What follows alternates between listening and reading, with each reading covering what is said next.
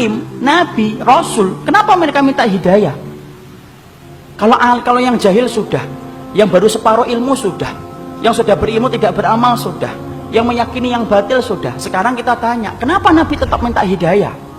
Kalau 4 tadi menceritakan tentang diri kita, tapi kalau kemudian yang kelima, kenapa Nabi dan orang-orang soleh yang mengikuti jalan para Nabi, yaitu para sahabat, para tabi'in, dan kita yang berusaha untuk mengikuti mereka, ridwanullah alaihim, kenapa kita masih tetap minta hidayah? Karena belum tentu apa yang antum dapatkan kalau sudah benar itu menjamin antum itu meninggal dalam keadaan itu.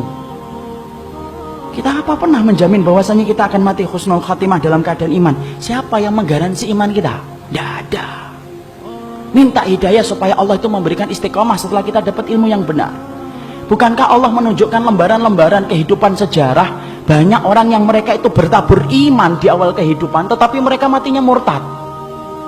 Bal'am bin Ba'urah, apa kurangnya Bal'am bin Ba'urah? Hidup pada zaman Nabi Musa, di mana doanya dikabulkan oleh Allah setiap waktu-waktu yang sempit dan terdesak. Sampai Malik bin Dinar berkata, karena mujabud da'wah fi syada'id. Kalau sudah bicara tentang Bal'am bin Ba'urah, Masya Allah, doanya selalu dikabulkan oleh Allah dalam keadaan genting. Kata Malik bin Dinar rahimahullahu ta'ala ketika menafsirkan surat Al-A'raf 175, tapi matinya murtad. Rajal Unfuah, sahabat Nabi, dipuji oleh Abu Bakar, dipilih oleh Abu Bakar untuk menjadi delegasi sunnah, mendakwahkan kepada Musalam al-Kadzab, matinya beriman, murtad. Ubaidillah bin Jahsy yang pernah menyelamatkan kehidupan agamanya sampai ke Habasyah, ketika Nabi masih di Mekah, ikut di dalam hijrah yang pertama, hijrah yang kedua ke Habasyah, beriman? Tidak, murtad di Habasyah. Kecintaannya minum khamr menjadikan dia murtad.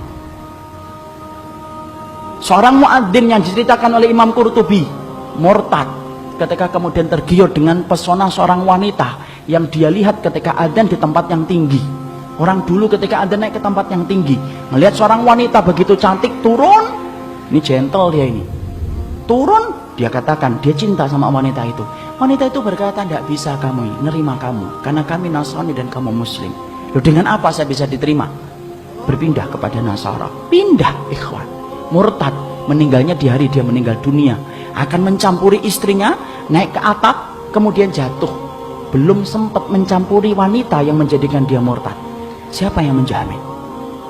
Ini yang kemudian kita khawatirkan. Minta terus hidayah. Kenapa kita minta hidayah walaupun kita itu sudah memelihara jenggot, sudah kemudian ngaji, istri kita sudah kemudian berhijab yang syar'i, kegiatan kita sering datang ke kajian ilmu, bertemunya kita dengan orang yang solih, terus kita menjaga hangatnya iman. Tapi kenapa kita tetap minta hidayah walaupun ikhtiar sudah kita lakukan? Karena tidak ada yang menjamin antum akan masuk surga kecuali Allah. Ya, makanya sampai dikatakan oleh Rasulullah, ada di antara kalian, fa inna ahadakum la ya'malu bi amali ahlil jannah hatta yakuna bainahu wa bainaha illa dhira'un fayasbiqu alaihi alkitab fayamalu bi amali ahli nari hatta yadkhuluha. Makanya sampai Nabi beliau bersabda, ada di antara kalian yang melakukan amalan surga sampai antara dia dengan surga tinggal sejengkal, tinggal sejengkal ikhwan. Satu amalan tak langsung masuk surga itu harusnya, tapi ternyata catatan takdir mendahului apa yang dia lakukan. Lalu kemudian di akhir kehidupannya melakukan amalan penduduk neraka hatta yadkhuluha, sampai dia masuk ke neraka itu.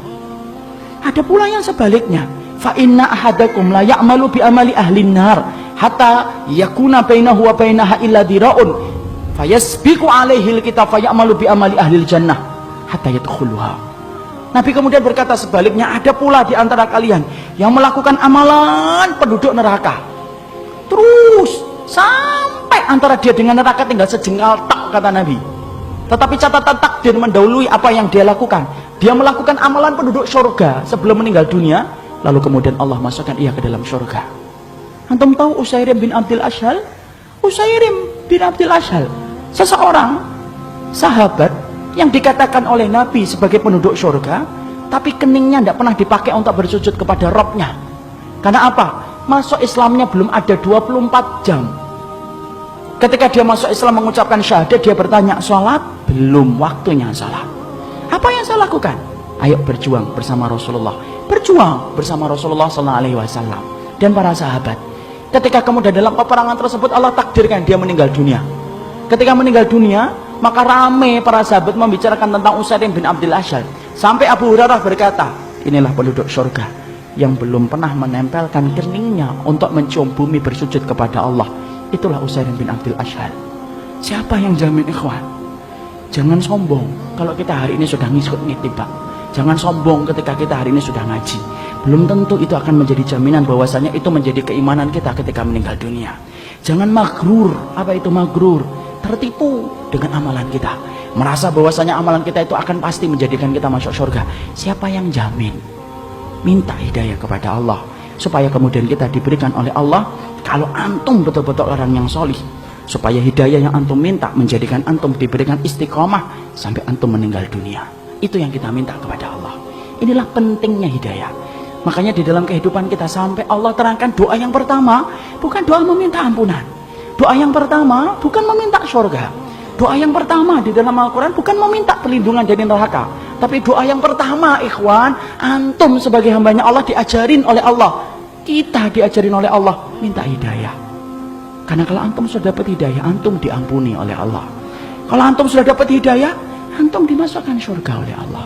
Kalau antum minta hidayah, antum akan dijaga dari api neraka. Dan itu didahului dengan hidayah.